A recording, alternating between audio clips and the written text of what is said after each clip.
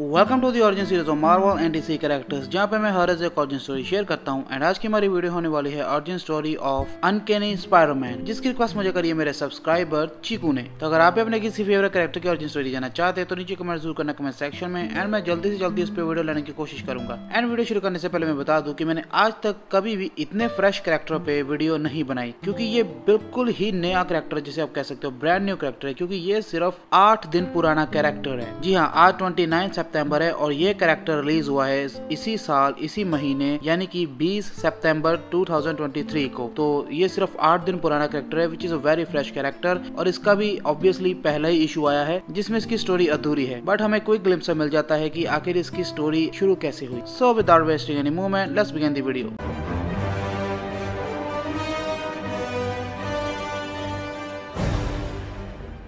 Issue की शुरुआत होती है दो थग्स के साथ, जो कि एक ह्यूमन ऑर्गन का बॉक्स उठाकर शहर से बाहर की ओर भाग रहे हैं। एंड उनका पीछा कर रहा है अनकैनी स्पाइडरमैन। एंड वो बचते बचाते सेंट्रल पार्क में एंटर हो जाते हैं। ये सोचते हो कि स्पाइडरमैन बिल्डिंग्स पे चढ़ के तो हमें पकड़ सकता है, लेकिन पार्क में कोई भी बिल्डिंग नहीं है, सो हम इजिली यहाँ से बचकर भाग सकते हैं।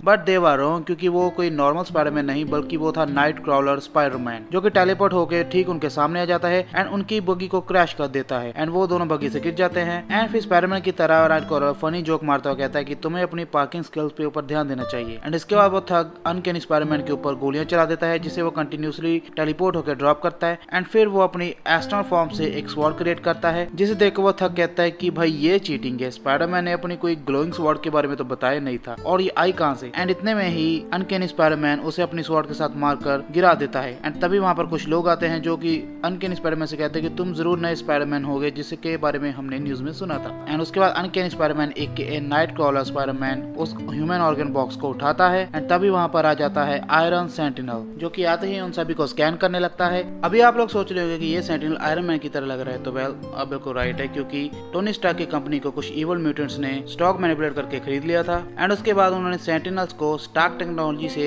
अपग्रेड करके सेंटिनल्स को आयरन मैन जैसी टेक्नोलॉजी दी एंड उन्हें बहुत ही ज्यादा पावरफुल बना दिया। एंड वो आयरन सेंटिनल नाइट क्रॉलर को एज ए म्यूटेंट डिटेक्ट करके उस पर अटैक करने वाला होता है कि तभी उसे पीछे से सिग्नल मिलता है कि यहाँ पर कोई भी म्यूटेंट नहीं है और बेस पे वापस लौट आओ। एंड इसके बाद वो आयरन सेंटिनल उसी वक्त लौट कर वापस बेस में चला जाता है। एंड इधर अनकैनी स्पाइडरमैन यानी कि नाइट क्रॉलर उन लोगों से कहता है कि अगर कभी भी कोई प्रॉब्लम हो तो याद रखना तुम्हारा फ्रेंडली नेबरहुड स्पाइडरमैन हमेशा तुम्हारे साथ है। एंड इसके बाद वो ह्यूमन ऑर्गन वाला बॉक्स लेकर हॉस्पिटल टेलीपोर्ट हो जाता है। एंड उसके बाद वो जाता है अपने घर यानी कि चर्च। एंड वो चर्च में बैठा अपने पास के बारे में सोच रहा होता है और पिज्जा खा रहा होता है। एंड तभी वहां पर आता है ओरिजिनल स्पाइडरमैन यानी कि पीटर पार्कर। एंड इससे हमें ये भी पता चलता है कि पीटर पार्कर को सब कुछ मालूम है कि नाइट क्रॉलर स्पाइडरमैन का पर्सोना लेकर सुपर हीरो वाले काम करता है। And he is okay with that. And वो क्रॉलर से पूछता है कि आखिर उसके पास में ऐसा क्या हुआ था कि उसे अपना चेहरा छुपाकर स्पाइडरमैन बनकर अच्छे काम करने पड़े। तो नाइट क्रॉलर पिज्जा खाते खाते उसको बताता है कि ये सब कुछ लीजन की वजह से हुआ है, जिसने भी पावर का यूज करते हुए मुझे करप्ट कर दिया था एंड मुझे एक प्योर डेविल में चेंज कर दिया था, जिसके कारण मैंने अमेरिका के 3 सबसे बड़े पब्लिक फिगर्स को मार डाला था। एंड इसी कारण मीडिया में म्यूटेंट्स के खिलाफ नफरत फैला दी और बची कुछ आग लगाई मोडॉक ने, जब उसने इंटेलिजेंस म्यूटेंट्स के द्वारा बनाई गई ह्यूमैनिटी की भलाई की मेडिसिन को चेंज कर उनकी जगह पॉइजनस मेडिसिन रख दी, जिसके कारण सैंपल में सब कुछ नेगेटिव आया। एंड लोगों को ये लगा कि म्यूटेंट्स इंसानों को खत्म करना चाहते थे, इसलिए म्यूटेंट्स एंड ह्यूमंस के बीच एक वॉर छिड़ गई एंड सभी ह्यूमंस म्यूटेंट्स से बहुत ज्यादा नफरत करने लगे। स्टार्क की कंपनी, जिसको इवल म्यूटेंट्स ने टेक ओवर कर लिया है, उन्होंने कुछ ऐसे गैजेट्स बनाए हैं जो कि हर ह्यूमन पहन के घूम रहा है, क्योंकि